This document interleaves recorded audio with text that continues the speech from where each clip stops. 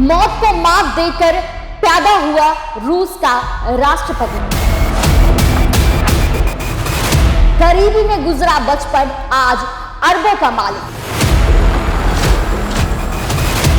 जासूस से बना प्रधानमंत्री, आज है सबसे ताकतवर राष्ट्रपति। आज जिसने दुनिया को अपनी ताकत से धमका रखा है, वो जन्म होने से पहले ही मर जाता अगर उनके पिता ने उनकी मां के शरीर को फौज के हवाले कर दिया होता। बात कर रहे हैं रूस के राष्ट्रपति व्लादिमीर पुतिन की। दरअसल विश्व युद्ध के समय जब नेवी में रहे पिता ने मां मारिया से मिलने आए, तब उनका शरीर लाशों में दबा हुआ था। पुतिन के पिता ने शरीर को उनके दिए लंबे शूज के कारण पहचाना, जिसे उन्होंने कभी उन्हें गिफ्ट में दिया था। शरीर को खुद आग देने की चाहत थे पुतिन, इसलिए मां मारिया के शरीर को उठाते हैं। शरीर में हरकत होती है तो पता चलता है कि उसमें अभी भी जान है। इलाज के बाद ठीक होती है और 1952 में व्लादिमीर पुतिन को जन्म देती हैं। पुतिन की परवरिश ऐसे माहौल में हुई थी जहां स्थानीय लड़कों के बीच में मारपीट आम बात थी। ये लड़के कई बार पुतिन से बड़े और ज्यादा ताकतवर होते थे और यही बात पुतिन को जूडो की तरफ लेकर आई, जिसमें उन्होंने ब्लैक बेल्ट भी हासिल की। मार्शल आर्ट के इस खेल की दो खूबियां उनमें खूब दिखाई देती हैं, वो है छल और आक्रामकता। वो चाहे यूक्रेन में फौजी दखल देने का फैसला हो या फिर 2014 में क्रीमिया को रूस से मिलने के निर्णय या फिर सीरिया में सरकार विरोधी कार्रवाई या बमबारी, ये पुतिन के वो फैसले थे जिनसे सब हैरान थे। सीरिया में रूस के दखल देने से बशर अल असद की सरकार के समर्थन बलों को सहारा मिल गया।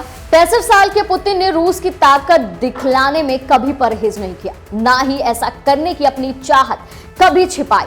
अक्टूबर 2015 में पुतिन ने कहा था कि 50 साल पहले लेनिनग्राद की सड़कों ने मुझे एक नियम सिखाया, अगर लड़ाई होनी तय है तो पहला पंच मारो। उन्होंने समझाया था कि रूस में चरमपंथियों के हमले का इंतजार करने से बेहतर है कि सीरिया में उनसे लड़ना।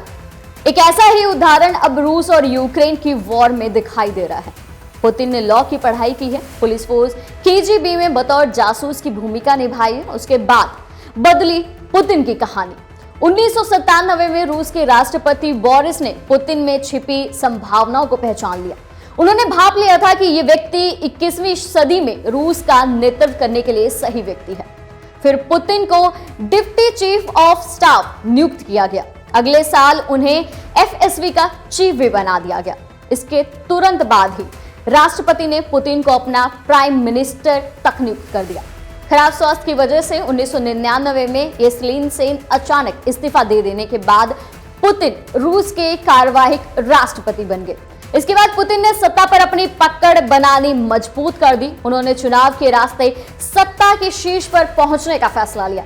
मार्च 2000 में हुए चुनाव में उन्हें 53% वोट मिला। तब से वो लगातार रूस में सत्ता पर काबिज हैं। वो रूस के तानाशाह जोसेफ स्टालिन के बाद रूस की सत्ता में सबसे लंबे समय तक रहने वाले व्यक्ति हैं। 2018 में दोबारा 6 साल के निर्वाचित होने के बाद उन्हें संविधान में ही संशोधन कर दिया। संविधान में संशोधन के जरिए खुद 2036 तक सत्ता में बनाए रखने का रास्ता भी साफ कर लिया। हालांकि इस संशोधन को लेकर काफी विवाद भी हुआ, पर अब अगर 2000 से अब तक सत्ता में पुतिन के सफर को देखा जाए तो साफ हो जाता है कि उनका रुख विस्तारवादी रहा है। मार्च 2016 में उन्होंने सैन्य हस्तक्षेप से यूक्रेन को क्रीमिया से अपने कब्जे में कर लिया। मार्च 2014 में सीरिया में सरकार के विरोधियों पर बम बरसाए। अब यूक्रेन पर हमला कर उन्हें बता दिया है कि उन्हें रोकना नामुमकिन है, इसलिए वो खुद को मैन ऑफ मिशन बताते हैं। अमेरिका सहित पश्चिमी देशों में उनके रिश्ते काफी अच्छे नहीं रहे, उन्हें कभी इसकी परवाह भी नहीं की है। शायद वो जानते हैं कि मौजूदा भू राजनीतिक माहौल में अपनी ताकत का इजहार करने के लिए ये सही मौका है। तो ये हैं रूस के राष्ट्रपति व्लादिमीर पुतिन। ऐसी और जानकारी के लिए जुड़े रहें द समर न्यूज के साथ।